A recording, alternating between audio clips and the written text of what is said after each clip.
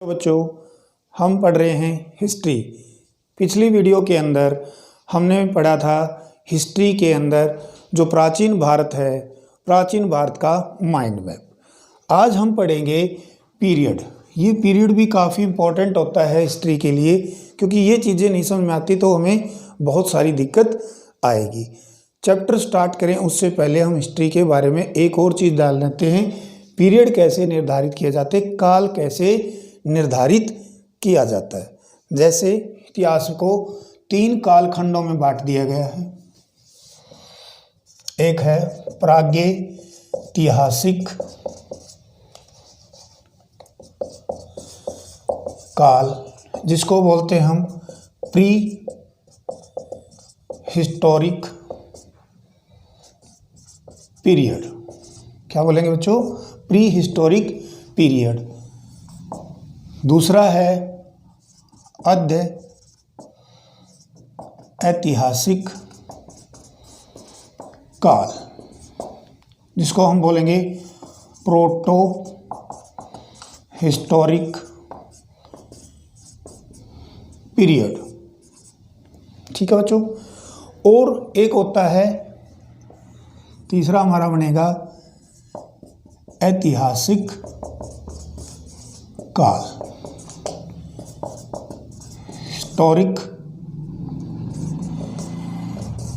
Historic period. ठीक है बच्चों। इतिहास को कितने हिस्सों में बांट दिया गया है? 3। प्रागैतिहासिक काल, अर्धऐतिहासिक काल और ऐतिहासिक काल। जैसे हम पढ़ते हैं कई जगह, कई शहरों में लिखा होता है कि ये हिस्टोरिकल सिटी है, तो इसका मतलब क्या है? उनका कहीं ना कहीं इतिहास में कोई वर्णन है, इसलिए उसको क्या कहेंगे? हिस्टोरिकल सिटी कह देंगे। अब प्रागैतिहासिक काल कब से कब तक माना जाता है? 30 लाख ईसा पूर्व, यानी कि इसको भी BC, जो आपने पढ़ा होगा ना, वीडियो में बताया गया था, BC से 2500 ईसा पूर्व। कौन सा है? Pre historical period. अर्ध ऐतिहासिक काल कौन से काल को मानते हैं बच्चों? ये मानते हैं हम 2500 ईसा पूर्व से और 600 ईसा पूर्व। ये हमारा कौन सा होता है? Proto historical period. ऐतिहासिक काल 600 ईसा पूर्व से अब तक का जो समय है वो किस में जाएगा? ऐतिहासिक काल के अंदर जाएगा। फिर बात आती है इनको किस तरह से बांटा गया है। कैसे बांटा गया है वो लिखते हैं। जैसे ये है, ऐसा काल या समय जहां लिखित साधन उपलब्ध नहीं थे। क्या मतलब है? यहाँ पर मानव लिखना नहीं सीख पाया था और वह अपनी ज़िंदगी चलाता है। तो इस तरह से ये काल कौन सा माना गया? जिसमें लिखित साधन उपलब्ध नहीं थे, उसको कहेंगे प्रागैतिहासिक काल। ये डायरेक्ट क्वेश्चन पूछे जाते हैं MCQ के अंदर, तो इनको ध्यान रखेंगे। फिर आता है प्रोटो ऐतिहासिक काल। ये कैसा समय है? ऐसा समय या ऐसा काल या पीरियड समय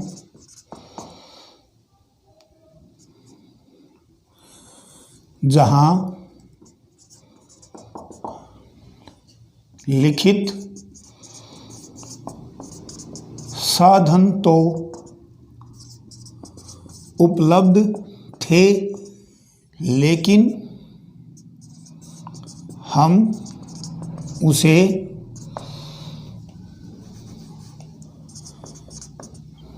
समझ नहीं पाए। अर्ध ऐतिहासिक काल कौन सा है बच्चे? जिसमें मनुष्य लिखना समझ गया था, उसने कुछ लिखने की कोशिश की, लेकिन इतिहासकार यह कह सकते हैं कि हम उन चीज़ों को नहीं समझ पाए।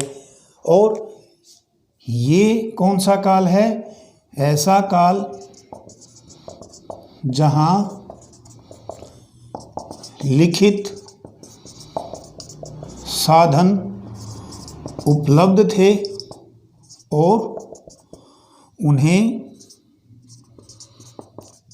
समझा गया और पढ़ा भी गया, ऐसे साधन थे।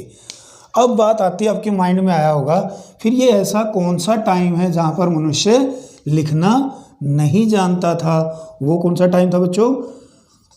पाषाण काल और ताम्र पाषाण काल। पाषाण काल यानी कि पूरा पाषाण काल, मध्य पाषाण काल, नव पाषाण काल जब हम पढ़ेंगे तो आपको याद रखना है वो कौन से टाइम के हैं? प्रागैतिहासिक काल के हैं, यानी कि प्री हिस्टोरिक पीरियड है। ताम्र पाषाण काल भी जब हमने पढ़ा होगा, जब हमने माइंड मैप बनाया था तो सेकंड नंबर पे कौन आया था? ताम्र पाषाण काल। वो भी किसका है? प्रागैतिहासिक काल का है। और ये जो टाइम है ये आता है किसका? सिंधु सभ्यता।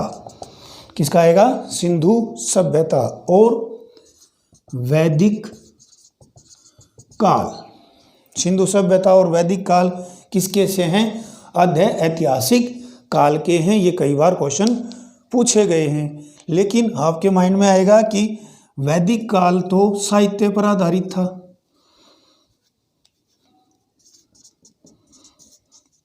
तो लेकिन वो पढ़ा नहीं गया। कई बार आता है ये किस भाषा में लिखे गए थे, तो वहाँ क्या लिखेंगे? वैदिक संस्कृत में लिखे गए थे बच्चों। किस में लिखे गए थे? वैदिक संस्कृत में लिखे गए थे, जिन्हें हम नहीं पढ़ पाए। आज वाली संस्कृत नहीं है, ये कौन सी थी? वैदिक संस्कृत। कई बार क्वेश्चन आया है, एसएससी ने कई बार क्वेश्चन पूछा है कि वैदिक काल के ग्रंथ किस भाषा में लिखे गए हैं, तो वहाँ ऑप्शन दिखता है संस्कृत, हम भर देते, जो कि गलत है, वैदिक संस्कृत भरेंगे।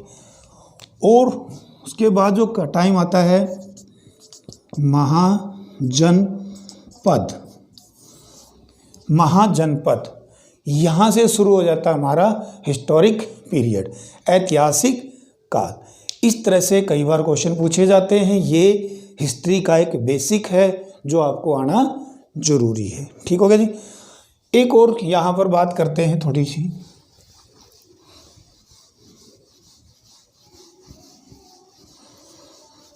काल निर्धारित करने की विधि या साइंस को क्या कहा जाता है? क्या कहा जाएगा? क्रोनोलॉजी।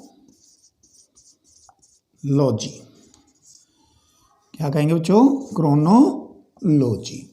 ये भी क्वेश्चन कई बार आया है। हिस्ट्री के अंदर काल निर्धारित करने की विधि को क्या कहा जाता है? क्रोनोलॉजी। ठीक है। भारतीय क्रोनोलॉजी है यानी कि कालक्रम, इसको हिंदी में बोलते हैं कालक्रम, सीक्वेंस बनाना। ठीक है। तो हमारे यहाँ कालक्रम को कितने भागों में बांटा गया है? 3। तो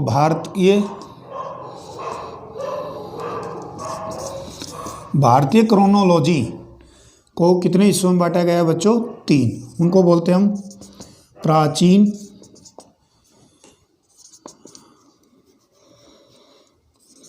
भारत का इतिहास, जो हम एक माइंड मैप के द्वारा पिछली वीडियो में समझ चुके हैं। कहाँ तक है? प्राचीन भारत का इतिहास। फिर आता है मध्यकालीन भारत का इतिहास। फिर आता है आधुनिक भारत का इतिहास। तो भारतीय क्रोनोलॉजी इस तरह से है। तो यहाँ हम कहेंगे टाइमिंग क्या है? 30 लाख वर्ष से कहाँ तक जाएंगे हम? 600 47 ईस्वी तक, हर्षवर्धन की मृत्यु तक। तो ये आएगा सारा किसमें? प्राचीन भारतीय इतिहास के अंदर आएगा। मध्यकालीन भारतीय इतिहास कहाँ से स्टार्ट हो जाएगा? 647 ईस्वी से 1757 तक। 1757 प्लासी के युद्ध तक ये ईस्वी रहेंगे, सीधे हैं। तो मध्यकालीन भारत, आधुनिक भारत कहाँ से स्टार्ट हो जाएगा? 1757 से 1947 तक का समय क्या माना जाएगा? आधुनिक भारत का इतिहास। ठीक है जी, समझ में आया बच्चों? इस तरह से हम इनके बारे में पढ़ेंगे। अगले वीडियो में हम मिलते हैं पाषाण काल में। तो इस चैनल को लाइक सब्सक्राइब करें और अपने दोस्तों को बताएं और इस लॉकडाउन में अपनी तैयारी कंटिन्यू करें। Thank you.